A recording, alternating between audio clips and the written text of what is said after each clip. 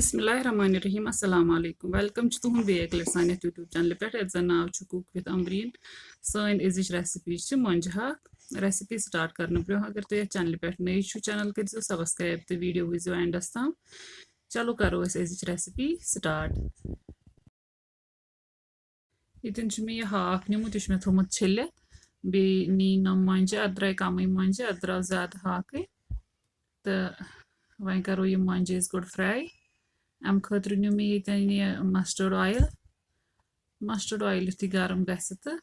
करो अत मज मोंजे फ्राई मोंजे तोतामत फ्राई कर योतामत इन कलर चेंज गि फ्राई करनस मज त्रो जिंजर गार्लिक पेस्ट चमचे तो करो यम बे फ्राई तो अम पे त्रो अत पाउडर्ड स्पाइसेस अत बाकी गरम मसाल त्रावन की अत खाली त्रावन मर्चवांगन चमचे लेदर चमचे बादियान चमचे तो नून चमचे तो करो यम मसाल अकिस 2 सेकंडन फ्राई तो अम पे त्रो अत थोड़ा सा आब ताकि मसाल दजन न कह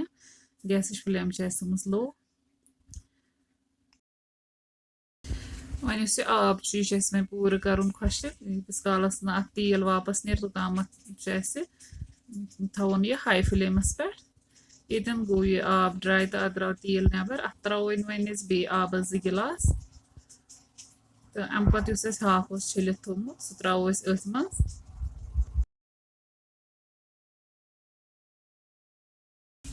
हाक त्रो पे करो असल पे मिक्स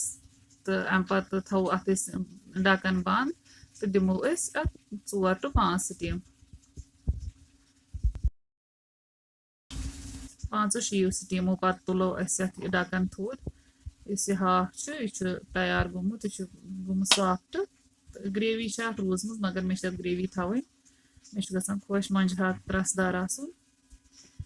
अथ गई सान अजिच सिंपल रेसिपी ये तह अगर सान अजिच रेसिपी पसंद आम वीडियो कर ज़्यादा से ज़्यादा लाइक तो शेयर पे दी पन फीडबैक कमेंट सेक्शनस में रेसिपी कर जरूर ट्राई अल्लाह हाफिज़।